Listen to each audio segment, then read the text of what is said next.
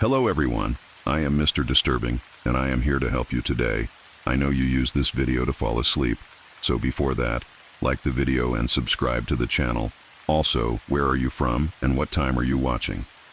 Now get comfortable and relax.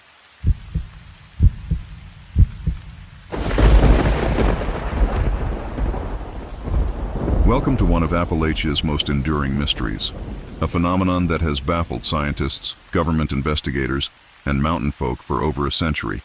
The Brown Mountain Lights aren't just another ghost story whispered around campfires.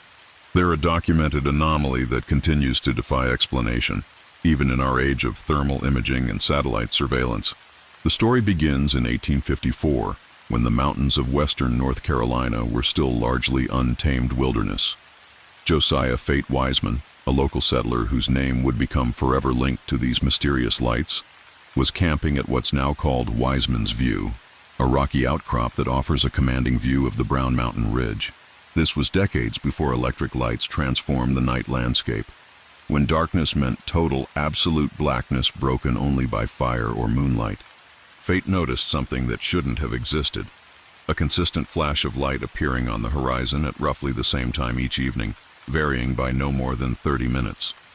Night after night he would return to his rocky perch, drawn by an inexplicable compulsion to witness this impossible phenomenon. In an era when a distant lantern was noteworthy, this punctual light source defied all logic.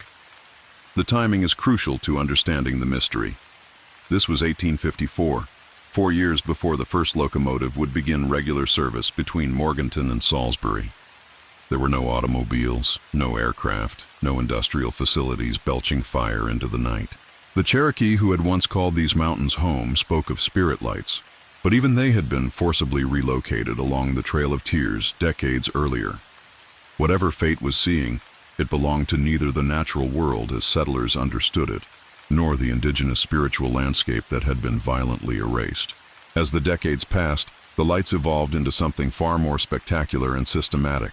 By 1910, witnesses reported red orbs rising above Brown Mountain's crest with clockwork precision, first at 7:30 p.m., then again at 10 p.m. These weren't mere flickers or reflections, but substantial lights that would hover for nearly a minute before vanishing completely, as if someone had thrown a switch in the darkness. The Charlotte Daily Observer took notice in 1913, describing the phenomenon as mysterious lights appearing punctually above the horizon every night. Anderson Lovin, described as an old and reliable resident, claimed to have been watching them since 1897. The lights had gained such notoriety that they attracted the attention of the U.S. Geological Survey, which dispatched investigator D.B. Sterrett to solve the mystery once and for all. Sterrett's conclusion was swift and dismissive. Locomotive headlights, nothing more. Case closed. But the mountain had other plans. In 1916, the Great Flood devastated the region, washing out railroad tracks and suspending train service for several weeks. The lights continued to appear with their usual precision, mocking Sterrett's confident explanation. The phenomenon had just proved it existed independently of human technology, deepening the mystery rather than resolving it. By 1922, the federal government decided to tackle the Brown Mountain Lights with unprecedented scientific rigor. They sent geologist George Rogers Mansfield, armed with telescopes, cameras, mapping equipment, and a determination to solve the mystery through pure empirical observation. Mansfield established 3 observation stations around the mountain and spent weeks meticulously plotting every light with scientific precision. His methodology was impeccable. He would trace each mysterious light to its source, documenting everything from automobile headlights on distant mountain roads to brush fires flickering in the valley below. The Kanawha Valley east of Marion, Mansfield discovered, created perfect atmospheric conditions for light refraction. Cool air settling in the valley could bend and scatter light from distant sources, making ordinary illumination appear supernatural. His final accounting seemed to destroy the legend entirely. 47% of the lights were automobile headlights, 33% locomotive lights, 10% stationary electric lights, and 10% brush fires. But Mansfield's explanation, thorough as it was, couldn't account for the historical sightings that predated the sources he identified. More troubling, it couldn't explain why the lights sometimes appeared in weather conditions that should prevent atmospheric refraction. or why they occasionally seem to respond to observers' presence. Understanding the Brown Mountain Lights requires understanding the unique character of Appalachian culture and landscape. This is a region where ancient Cherokee legends speak of spirit lights dancing through the mountains, where Scottish and Irish immigrants brought their own folklore about mysterious illuminations, and where the natural world often seems to operate by rules that defy outside understanding. The mountains themselves contribute to the mystery. Brown Mountain rises 2,600 feet above sea level, part of the ancient Appalachian chain that predates the Rocky Mountains by hundreds of millions of years. The ridges and valleys create complex atmospheric conditions, temperature inversions, wind patterns, and electromagnetic phenomena that can produce effects seen nowhere else on Earth. Local residents have always maintained that the lights possess characteristics that no scientific explanation can address. They move in patterns inconsistent with distant vehicles, sometimes appearing to dance or play with each other. They've been observed in conditions where atmospheric refraction should be impossible, and some witnesses swear the lights respond to human presence, growing brighter when observed or dimming when approached. The mystery deepened when researchers discovered that the lights seemed to cluster around areas with specific geological features. Brown Mountain sits atop granite formations, rich in quartz, creating natural piezoelectric properties that could theoretically produce electrical phenomena under the right conditions. Some investigators theorized that tectonic stress could create electromagnetic fields visible as lights, similar to earthquake lights reported in other seismically active regions. In 2014, Appalachian State University installed sophisticated low-light cameras on rooftops overlooking Brown Mountain and Linville Gorge. These cameras recorded over 6,300 hours of viewing data, capturing nearly every type of light phenomenon reported over the decades. The results were both illuminating and frustrating. The cameras traced nearly every sighting to identifiable sources: cars, aircraft, atmospheric phenomena, planets, even the International Space Station. But not all sightings. Some photographs remained unexplained, showing lights that moved in ways inconsistent with known sources or appeared under conditions that should have prevented their visibility. What makes the Brown Mountain Lights particularly compelling isn't just their mysterious nature, but the way they've shaped the people who encounter them. Generation after generation of mountain residents have organized their lives around these lights, planning evening gatherings to watch for them, passing down stories that blend scientific observation with spiritual interpretation. The lights have become part of the region's identity, drawing researchers, paranormal investigators, and curious tourists from around the world. Local businesses have embraced the mystery, offering guided tours to the best viewing spots and selling souvenirs that celebrate the unexplained phenomenon. But for longtime residents, the lights represent something deeper, a connection to the land that transcends scientific explanation. They're a reminder that despite our technological advancement, there are still mysteries in the world that resist easy categorization, phenomena that exist at the intersection of the natural and supernatural worlds. Now, you might be thinking this is just another case of people seeing what they want to see, right? But here's where it gets really interesting. Even the most skeptical researchers admit that something genuinely anomalous is happening on Brown Mountain. Recent geological surveys have revealed that Brown Mountain sits atop a complex network of quartz veins and granite formations that create unique electromagnetic properties. When subjected to stress, whether from tectonic movement, temperature changes, or atmospheric pressure variations, these formations could theoretically produce visible electrical phenomena. This piezoelectric effect, combined with the mountain's unique atmospheric conditions, might create a natural laboratory for light phenomena that occurs nowhere else on Earth. The timing of the lights, their consistent appearance patterns, and their ability to manifest regardless of human activity suggest a natural mechanism that operates independently of external factors. But even this scientific explanation raises more questions than it answers. If the lights are purely geological, why do they sometimes appear to respond to human presence? Why do they vary in intensity and pattern in ways that don't correlate with known geological stresses? And why do some witnesses report lights that move in intelligent, purposeful ways? By 1965, the Brown Mountain Lights had attracted the attention of paranormal researchers and UFO investigators. Ralph Layell, who displayed what he claimed was a mummified alien in his rock shop, published a book detailing his alleged extraterrestrial encounters on Brown Mountain. While his claims were widely dismissed, they highlighted the light's ability to inspire explanations that venture far beyond conventional science. The timing is noteworthy. The 1960s marked the beginning of the modern UFO era, when mysterious lights in the sky became associated with extraterrestrial visitation rather than natural phenomena. The Brown Mountain lights, with their consistent patterns and unexplained characteristics, seem to fit perfectly into this new paradigm.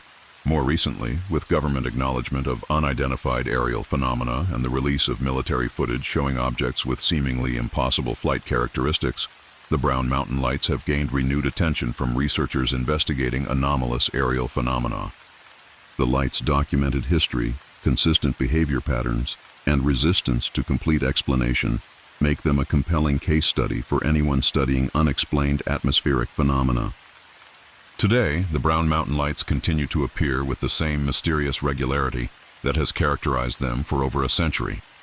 Advanced monitoring equipment has captured some of their appearances, but the most intriguing sightings remain elusive, seeming to occur just beyond the range of our most sophisticated instruments. What makes this mystery particularly compelling is its accessibility.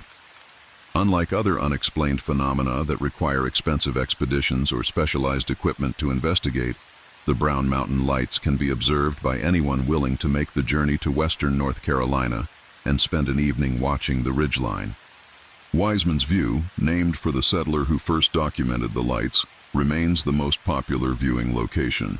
On clear nights, visitors gather along the rocky outcrop, scanning the horizon for signs of the mysterious illumination that has captivated observers for generations.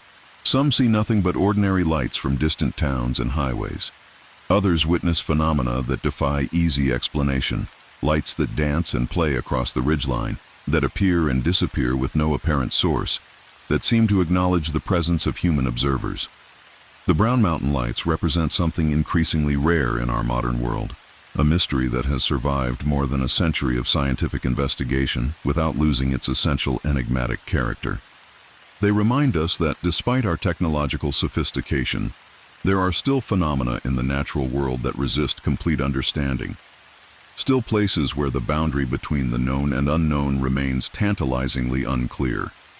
Whether they're the result of unique geological conditions, atmospheric phenomena, or something more extraordinary, the Brown Mountain lights continue to illuminate the darkness above the ancient Appalachian ridges, inviting each new generation to witness their mystery and draw their own conclusions about the unexplained forces that still shape our world. The lights burn on, patient and eternal, waiting for the next observer to peer into the darkness and wonder what secrets the mountains are keeping. In an age of satellite surveillance and thermal imaging, of GPS tracking and digital documentation, they remain beautifully, mysteriously, inexplicably themselves.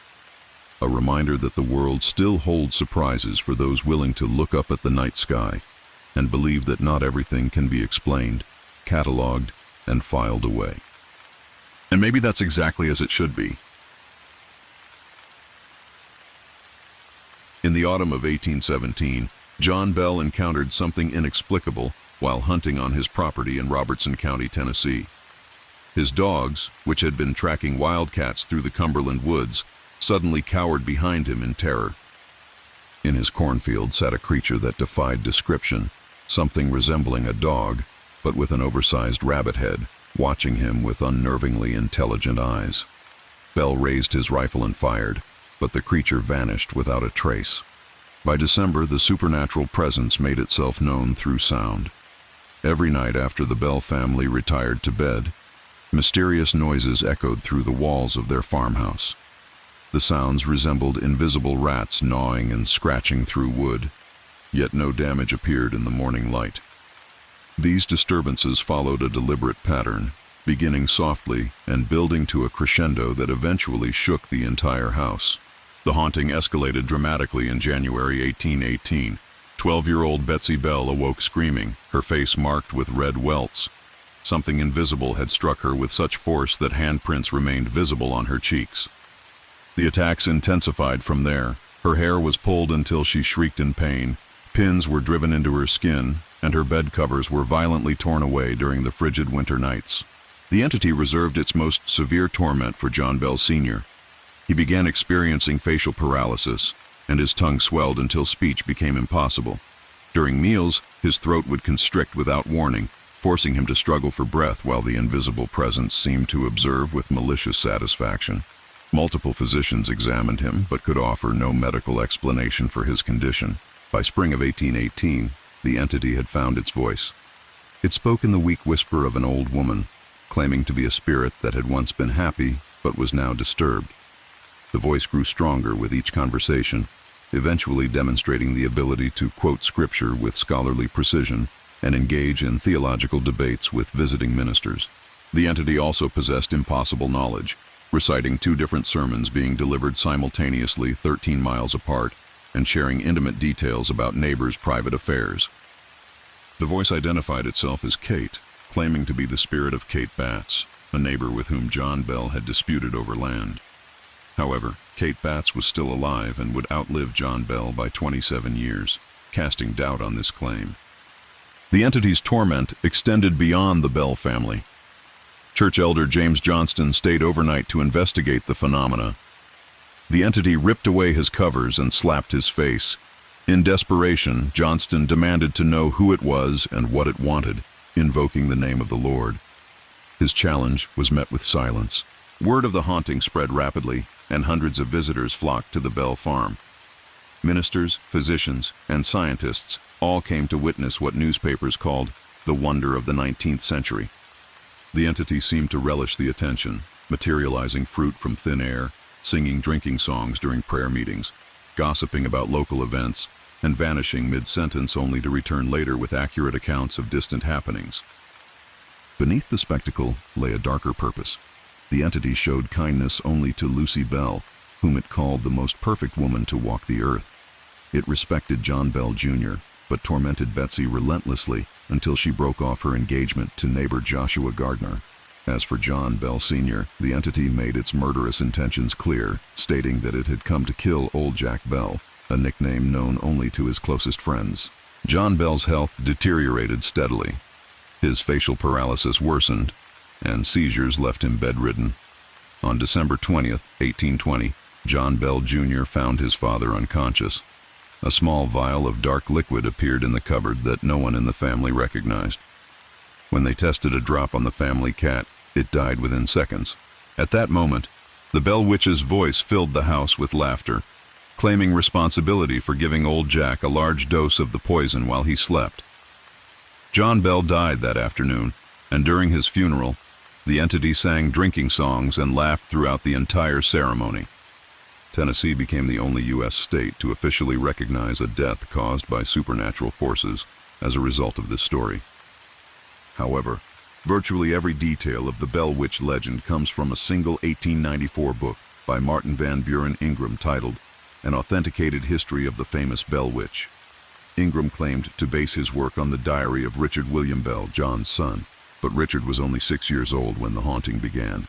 No one has ever seen this alleged diary. Ingram's credibility remains questionable. He cited articles that have never been found and included anachronisms inconsistent with the 1817-1821 period. Nevertheless, something sparked the legend. A journal entry from 1820 by Officer John R. Bell describes a girl accompanied by a mysterious voice that thousands came to witness. Articles from 1856 recount aspects of the Bell Witch story, indicating that some elements predate Ingram's book.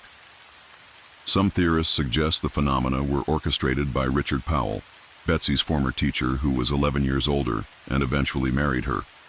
Powell was skilled in mesmerism, ventriloquism, and stagecraft, and may have sabotaged her relationship with Gardner. Whether he was the witch remains unproven. To this day, the Bell Witch remains one of the most infamous ghost stories in American folklore. Whether the result of an elaborate hoax, mass hysteria, or genuine supernatural haunting, something undeniably strange occurred in that Tennessee farmhouse over 2 centuries ago. The old woman had left me everything: the weathered clapboard house, 47 acres of ridge and valley, and a handwritten note tucked inside her Bible that simply read, Don't go past the sourwood grove after dark. They've been watching long enough. I'd grown up thinking Granny's warnings were just mountain superstition, the kind of folklore that kept city cousins from wandering too far from the porch light. But standing in her kitchen that first night, surrounded by mason jars full of beans and pickled okra, I felt the weight of something I couldn't name pressing against the windows. The deer trail started behind the old root cellar, winding through a stand of white oak and hickory before disappearing into the deeper woods. I'd walked it dozens of times as a kid, but never past the sourwood grove where the trees grew strange. Twisted and pale, their bark scarred with marks that looked almost like writing. On my second day, I found the first sign. Someone had been arranging stones along the creek bank. Not randomly, these were careful patterns, spirals and crescents that caught the morning light just so.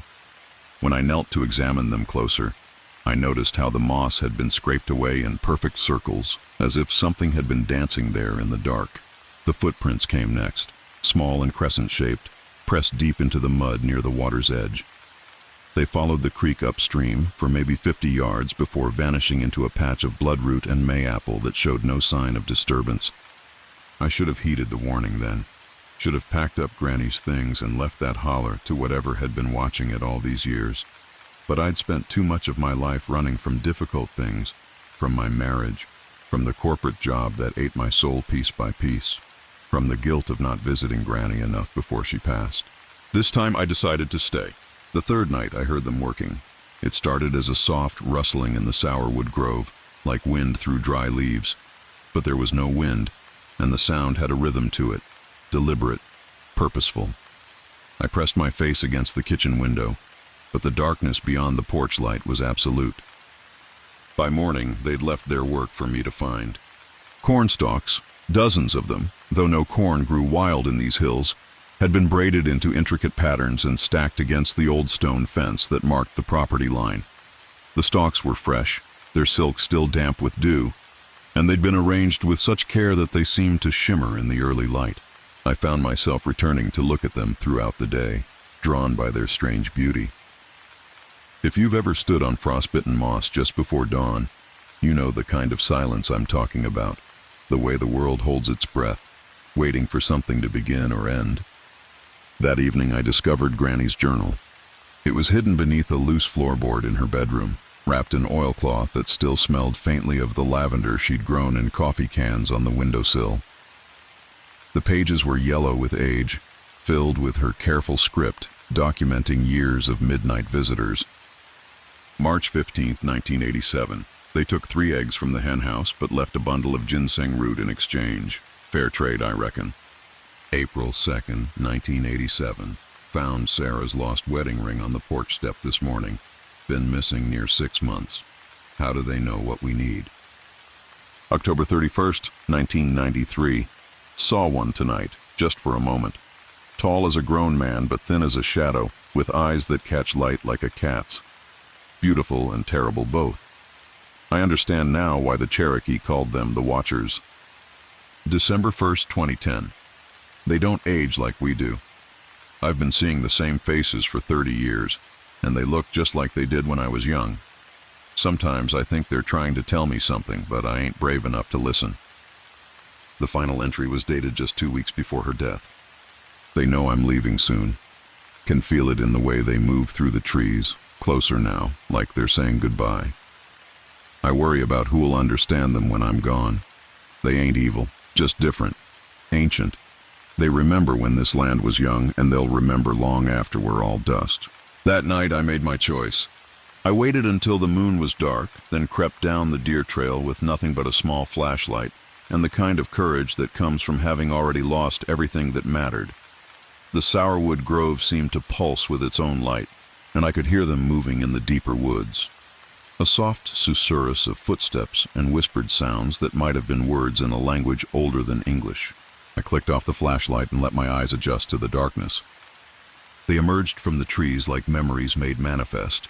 Tall, impossibly thin figures with faces that seemed to shift between human and something else entirely. Their eyes held the pale luminescence of foxfire, and when they moved, it was with the fluid grace of water running over stone. The closest one tilted its head and studied me with an expression that might have been curiosity or recognition. Its face was neither young nor old, but timeless in the way of mountains and deep water. When it smiled, I saw teeth like pearls and understood that I was looking at something that had been beautiful when the world was new. They didn't speak, but I heard them anyway. Voices like wind through leaves, telling stories of the time before roads and houses, when the Cherokee knew enough to leave offerings and ask permission before entering the deep woods. They showed me visions of the land as it had been, pristine and wild, and I felt their grief for what had been lost. But they also showed me what they'd been building all these years, a kind of bridge between the old world and the new, woven from moonlight and memory and the patient work of hands that never tired. They'd been waiting for someone who could see them truly, someone who could carry their stories forward into a world that had forgotten how to listen. I stayed until dawn, watching them work. They moved through the forest like dancers, reshaping the landscape in subtle ways, encouraging the growth of rare plants, guiding lost animals to safety, maintaining the balance that kept the holler alive. When the first light touched the ridge, they faded back into the trees, but not before the nearest one pressed something into my palm.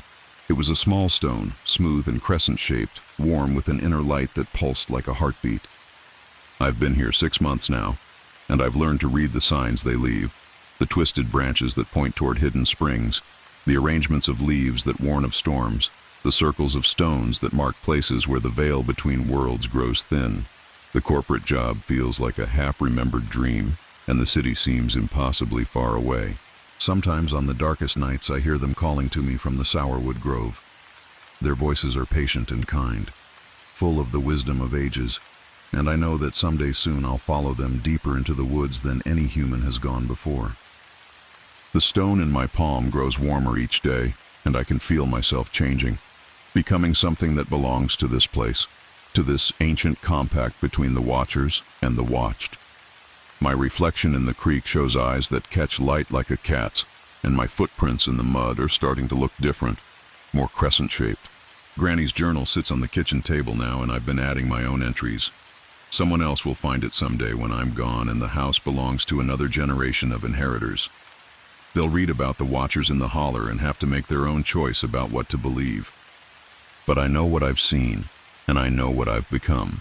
The old compact holds, and the watchers continue their patient work, tending the boundary between what was and what is, keeping the ancient stories alive in a world that's forgotten how to dream.